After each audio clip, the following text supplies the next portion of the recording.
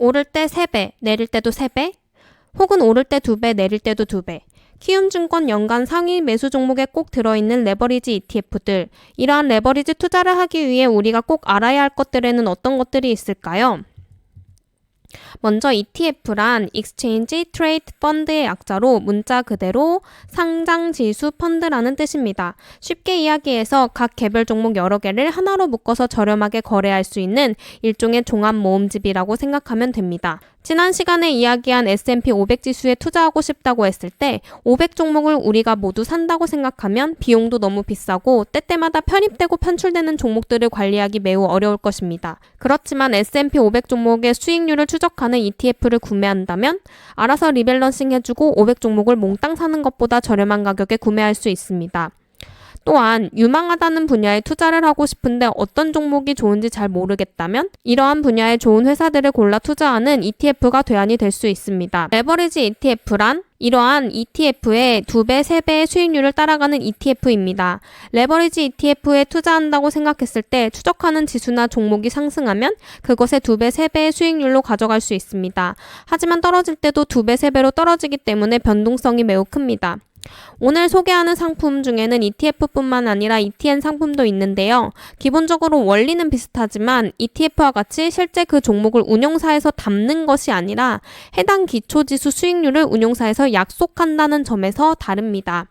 아래에 보이는 항목은 키움증권의 연간 ETF 순매수 상위 종목입니다. 10위까지의 순매수 종목 중 3배 레버리지만 뽑아 소개하자면 1위, 2위, 3위, 4위, 6위, 7위, 10위까지 모두 레버리지 ETF 상품입니다. 역시 우리나라 투자자들은 대단하네요. 10위까지 목록 중에 7개나 3배 레버리지 ETF가 차지했습니다. 각 종목의 이름이 너무 길기 때문에 티커로 표시하겠습니다. 순매수 1위 종목은 TQQQ입니다. TQQQ는 나스닥 100 지수의 수익률을 추적하는 3배 레버리지 상품입니다. 운용보수는 0.95%로 여러분이 ETF를 구매할 때 운용보수가 포함되어 있습니다. 100개 종목에 투자를 하게 되는데 나스닥 지수가 1% 오른다면 TQQQ는 3%가 오르게 되고 1% 떨어지게 된다면 3%가 떨어지게 됩니다. 다음은 순매수 2위 SOXL 속슬입니다. 필라델피아 반도체 지수를 추적하는 3배 레버리지 상품입니다. 이 ETF는 미국 대표 반도체 기업 30개 종목에 투자합니다. 운용보수는 0.96%이고 대표적인 종목으로는 브로드컴, 엔비디아, 인텔, 퀄컴 등이 있습니다. 시가총액 가중 방식으로 시가총액이 더 큰 종목이 이 ETF에서 비중을 더 많이 차지한다고 합니다. 순매수 3위 종목은 BULG 불즈입니다. 이 불즈는 빵이라고 불리우는 대표적인 미국 기술 혁신 기업과 나머지 기술주 등 총 15종목의 지수를 추적하는 3배 레버리지 ETN입니다. 애플, 아마존, 메타, 알파벳, 마소, 테슬라가 고정이고 나머지 종목들이 유동적으로 변경된다고 하네요.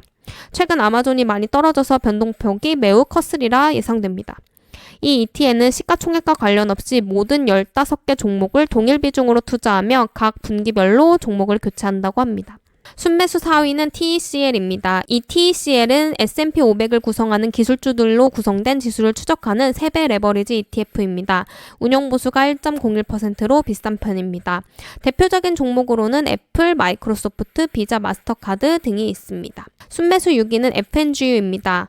빵과 기술주 6종목으로 구성된 지수를 추적하는 3배 레버리지 상품입니다. 이 FNGU에는 중국 기업인 알리바바와 바이두가 포함되어 있습니다.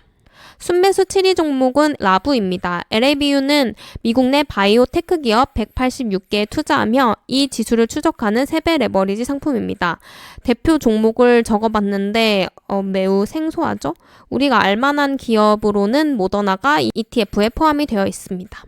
마지막으로 소개할 3배 레버리지 상품은 WEBL입니다. 미국을 대표하는 인터넷 IT 기업 40개 종목으로 구성된 지수의 3배 레버리지 상품입니다. 각 레버리지 상품에 대해 기본적으로 알아보았는데요. 여러분이 레버리지 ETF를 하기 전에 각 ETF들의 MDD를 확인해 보아야 합니다. MDD가 무엇이냐고요?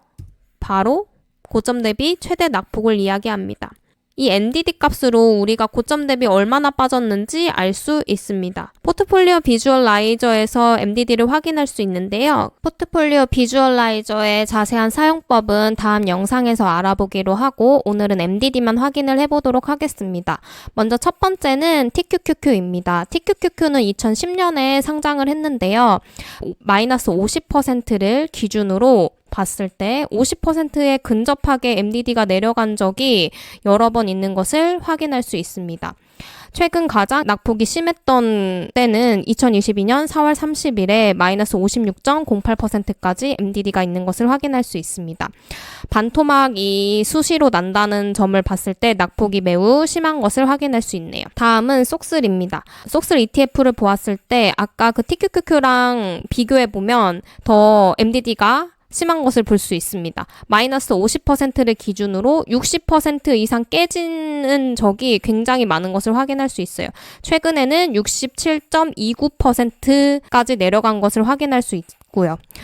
다음은 불즈입니다. 불즈는 2021년에 상장했기 때문에 자료가 충분하진 않은데요. 보면은 계속해서 MDD가 높아지는 것을 확인할 수 있습니다. 최근 2022년 4월 30일에 MDD가 마이너스 73.77%인 것을 봤을 때 고점 대비 마이너스 약 70%가 깨졌다라는 것을 확인할 수 있습니다. 다음으로는 TECL입니다.